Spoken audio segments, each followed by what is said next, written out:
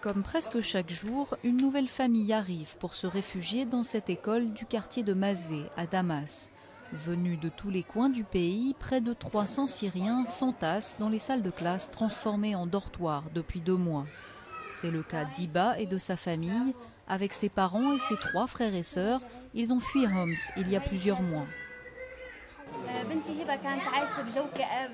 Ma fille Iba vivait dans une atmosphère triste à cause de la situation. Elle allait à l'école mais a dû arrêter. Ensuite nous sommes venus ici et c'est comme si on lui avait donné une nouvelle vie. Elle est pleine de joie et est très heureuse. Parmi ces déplacés, beaucoup sont des enfants. Amal, petite fille âgée de 6 jours, est même née ici. Après 17 mois de conflit, il y aurait près d'1,5 million de déplacés en Syrie. Ils ne viennent pas forcément de loin. Il y a un mois, Rachid habitait encore à une dizaine de kilomètres d'ici. L'important pour moi, c'est de retourner au travail, que cette crise se termine pour qu'on puisse reprendre nos métiers et nos maisons, qu'on en finisse avec tout ça.